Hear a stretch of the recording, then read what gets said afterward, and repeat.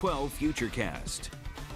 Yeah, definitely be careful out there in the water. I'm sure many people headed to the water again tomorrow with high temperatures nearing 90 degrees. Let's talk about falling water, and we can see online Pinpoint Doppler 12. We have a batch here in northern Rhode Island. It has weakened a little bit, but when we see the yellow and the red, that does indicate some pretty heavy rain can be falling.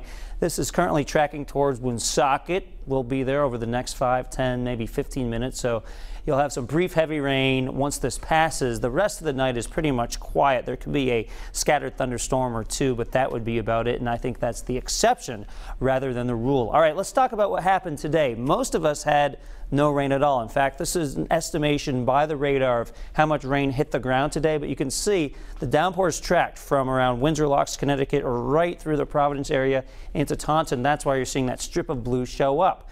Overall, not terribly impressive, but between about a ½ inch and 1 inch of rain in spots here in that trail of downpours. But that can be impressive when it falls in a short amount of time, as it did today. But that is the nature often of summertime rainfall. Some people just a mile away get nothing, and then you get a mile to the north and you get quite a bit of rain. Tomorrow, no rain in the forecast. We do have hot temperatures in the forecast. In fact, Wednesday we hit 90, Thursday 93. Tomorrow I'm forecasting 90. If that materializes, if that forecast holds true, we would set a heat wave, because remember, you need 3 days in a row of temperatures in the 90s. It's still 81 degrees right now in Providence at around 10:30 at night, and with the dew points in the 70s, it actually feels like 86. Not that pleasant. Around bedtime in Providence right now, and feeling like it's around 86 degrees. There is some improvement over the next several days, especially for some of these nighttime temperatures. This boundary, which created some of those showers and storms today, finally clears to the south.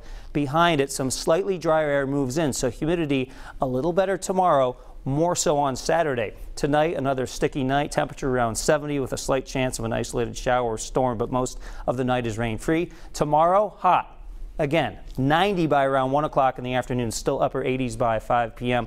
with the winds out of the west and southwest at around 5 to 15 miles an hour. The beaches I do expect to be warm, around 85 degrees, as we get those westerly land breezes for a decent part of the day before finally some cooling breezes try to help out and pull those temperatures down. But you can see they won't have too much success. Admittedly, jumping in the water cooler than inland spots, but still pretty warm for places like Jamestown, Newport, Riding, with temperatures in the mid-80s.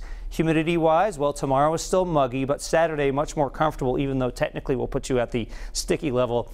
We'll have some warm temperatures on Saturday. It just won't be as muggy as tomorrow. In fact, in the 7-day Futurecast, Saturday looks like the pick of the weekend here with 88 warm degrees, not as humid as tomorrow.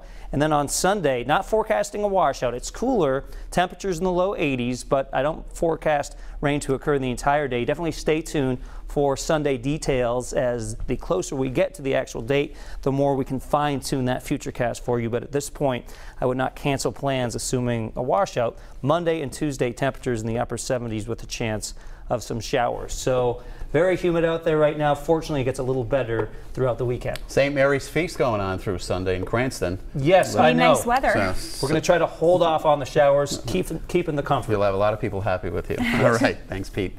Thousands of people left without power.